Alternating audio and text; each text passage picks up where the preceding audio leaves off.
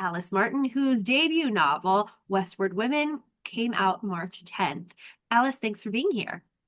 I am so happy to be back and talking about books. And my relationship to reading has changed in a lot of different ways over the years, in part because I've had a lot of different professions in relation to reading. Okay.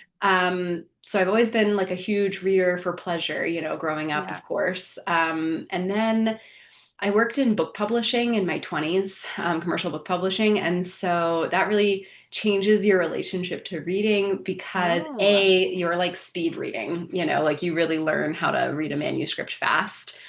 But B, it really makes you think about saleability and marketability of a book, which is not how I was thinking about it before. And that might sound really negative.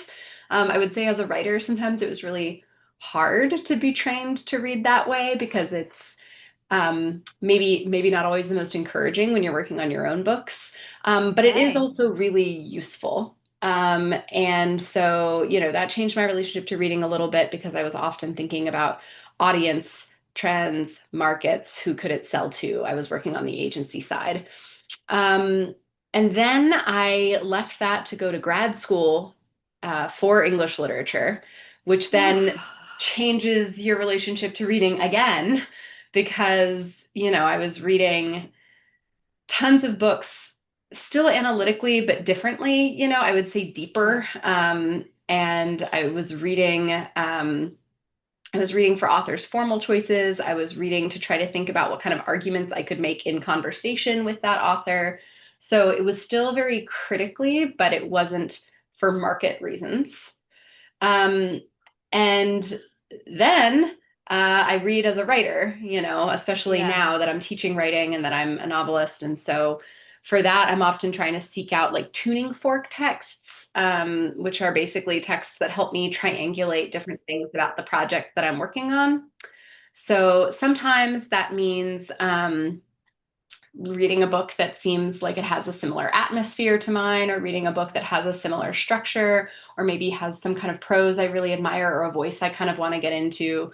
And I'm kind of trying to crib on those things. So throughout all of this, like it sounds like I'm reading books very transactionally. But you also find ways of reading for fun within that, Hmm. like I think reading tuning fork text is incredibly fun because you Yeah. kind of it's like fan fiction. You get to kind of indulge in what you love about the book and see how you can make it your own. Hmm. And with the other kinds, like when I was reading, or when I still read as an academic, or for freelance, book publishing and editing projects, um, I have to kind of have some book that I'm reading just purely for fun on the side, which is often a book very different from that. Like I study 19th century American literature, so rather than read that before I go to bed, I'm going to read like some serious genre, like a fantasy or a sci-fi or a romance, because that Hmm. has nothing to do with what I used to represent when I worked at an agency. That has nothing to Hmm. do with what I studied as an academic. So you can just kind of switch modes, I think, if you find different types of books. One being, while you're writing, do you write in or do you read in the genre that you're writing? Now, Westward Women is a mix between like dystopian and lit fic. And then the second question would be, do you write or do you have a hard time with writing knowing from the commercial side of publishing, like what's gonna sell or not? Does that affect your writing? So those are my two questions. Yeah, I had a much harder time with that while I was working in publishing, because I would, go home and try to write at night, and it was kind of hard to compartmentalize that. I do think overall working in publishing was helpful because, Okay. if nothing else, you just have to read so much of what is getting published or what's trying to get published that you just like become a better writer. Like, I think the only way to become a better writer, other than continuing to write, is just continuing to read. Do you have a gateway book? So somebody is looking to get into reading, hasn't yet, what would you tell them to pick up? I think I have a couple of different answers for this because, like, a gateway to what? I mean, you're framing it Mhm. as a gateway to reading in general, but Yeah. I'm going to cheat and have maybe Okay. like gateways to different things. So one, Perfect. um, I I think like my gateway book as an adult was Oryx and Crake by Margaret Atwood, Okay. because as a person who is interested in kind of like lit fic with like horror speculative thriller elements that gets a little weird and is feminist. Margaret Atwood is like very up my alley. And then Hmm. Oryx and Crake is just so weird, but in the best Okay. way. And so whenever I read it, it was like it was my, oh my God, you can do that in fiction kind of book. Okay. And so I wouldn't recommend it as a gateway reading book for anybody, but I would Yeah. recommend it as a gateway reading book for people who like maybe already like reading and want to see if it can get weirder and still be good. And this Okay. is this is the book that gives you permission to be weirder. Okay. So I love that book. I'd say my gateway books to reading that are a little bit more childhood oriented or, kind of that type of gateway would be Alice in Wonderland and the Frank L. Baum Oz books are books that I've always been obsessed with. It seems cliche because my name is Alice and I study the No. 19th century, but like these books Good. are they to me they were magic and they're still magic. Like Alice in Wonderland was the book that made me realize that it was fun to try to make sense out of nonsense, which is kind of what we're always doing when we're analyzing Yeah. books or trying to write. And both books, too, I think are actually gateway horror books. So I Okay. didn't know this when I was reading them as a kid, but it totally makes sense that I grew up being interested in horror because those books are just a little unhinged, and a Hmm. little strange. And, they kind of reward the female characters at their center for not being afraid of Yeah. like confronting headfirst the very weird, mildly threatening parts of their worlds. So love that for a gateway for reading and a gateway to horror. Other tropes I like Yeah. I A love. journey, you know? Yeah, yeah, yeah. I love I mean, that I love like whenever there's some kind of like a magical realism or speculative Hmm. element. So that will almost always, if it's like you're giving me the pitch and everything's in the real world and all of a sudden something is like thrown into Yeah. the mix, that normally gets me to pick it up.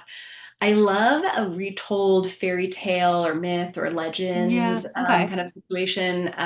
So again, Machado, I was mentioning Carmen Maria Machado earlier. So thinking about why I love The Husband Stitch or the other stories in Her Body and Other Parties, it's got kind of that retold Yeah. story element to it.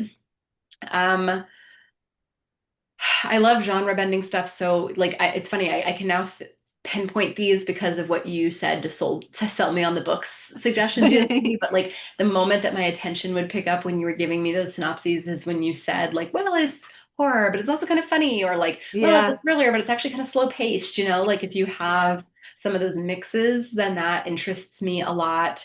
I do love multiple POVs or kind of chorus books, where you have like Okay. people coming together Yeah. into that. I love an unusual perspective voice. I remember reading the book Lagoon, which starts in the perspective of a sea creature, and like that is such a fun.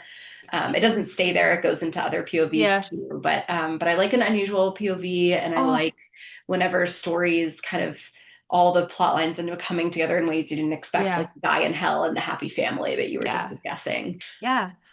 Alice, thank you so much for being here. This was so lovely. I'm so glad we got to chat. For the listeners and then the people that see these clips, we're in different outfits because it's a different day. And I'm so grateful that you gave me any ounce of your time. I know we were both busy and so much things have been going on. So thank you for your time.